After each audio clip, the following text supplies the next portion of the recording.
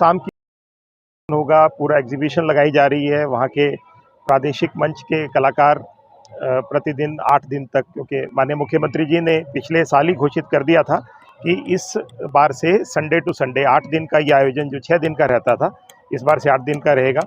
तो ये आसाम की हम पवेलियन में खड़े हुए हैं, इसके बिल्कुल बगल में हरियाणा का पवेलियन है।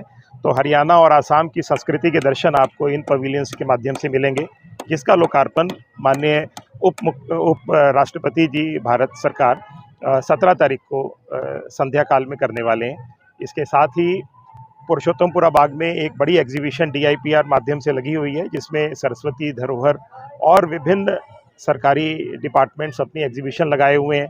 उसी के साथ रथ के बिल्कुल सामने एक भव्य कल्चर पंडाल लगाया है, जिसमें रात के समय पे, संध्या के समय पे सांस्कृतिक कार्यक्रम आयोजित होने वाले हैं, जिसमें 23 तारीख को नीतीश भारद्वाज जी जो महाभारत सीरियल में कृष्ण भूमिका में थे, उनके द्वारा एक प्रस्तुति है। 20 तारीख को भाग्यश्री जी जो फिल्म एक्ट्रेस हैं, उनकी एक कृष्ण लीला की प्रस्तुति है।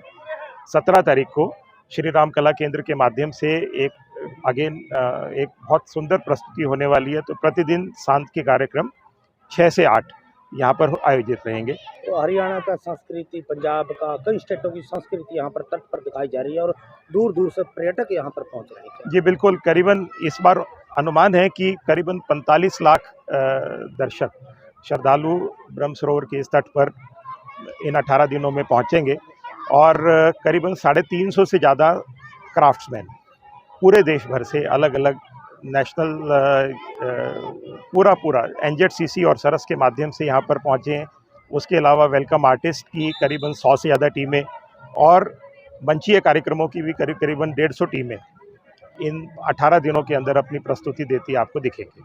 तो बात करें विकास बोर्ड के द्वारा इनकी पूरी तैयारियाँ, पूरा ब्रह्म सरोवर एक बात करें लड़ियों से पूरा चमका दिया गया है, दुल्हन की तरह सजा नजर आता है। ये बिल्कुल, ये हर वर्ष ही ऐसा आयोजन रहता है। गीतामय कुरुक्षेत्र बने, कुरुक्षेत्र के वासी के माध्यम से गीता का संदेश पूरे विश्व में पहुँचे, यही एक सोच कुरुक्षेत्र विकास बोर्ड की रहती है। इस बार नंदाजी स्मारक में भी एक स्वदेशी मेले का आयोजन किया गया है, क्योंकि हमारे प्रेरक और हमारे स्थापक जो हैं वो कुरुक्षेत्र विकास बोर्ड के माननीय श्री गुलजारी लाल नंदा जी थे और उन्हीं के तत्वाधान में ये कुरुक्षेत्र विकास बोर्ड 164 तीर्थ जो हमारे 5 डिस्ट्रिक्ट्स में आता है, उनके कल्चर और हेरिटेज का काम देखता है।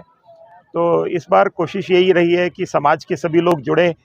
बहुत सारी सामाजिक संस्थाओं ने भी अपनी अपनी एग्जीबिशंस के माध्यम से गीता का प्रचार वो कर रही हैं और अपने अपने सेक्टरों के मंदिरों में भी लोग गीता पाठ, गीता हवन, भागवत कथा इत्यादि धार्मिक अनुष्ठान किए हुए हैं और प्रतिदिन कम से कम 4 संस्थाएं, 2 सेक्टर और 2 बिरादरी की संस्थाएं हमारे आरती में मुख्य यजमान बनकर आती हैं।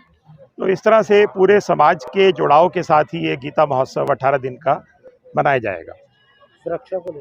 सुरक्षा को लेके भी व्यापक प्रबंध किए गए हैं। पुलिस प्रशासन जुटा हुआ है दिन रात, उसमें कैमरों से लैस है पूरा परिसर और अलग अलग बैरियर्स लगाकर यातायात के नियमों को भी ध्यान में रखते हुए और अंदर सुरक्षा की दृष्टि से भी, कलाकारों की सुरक्षा की भी और श्रद्धालुओं की सुरक्षा की भी पूरे व्यापक प्रबंध किए गए।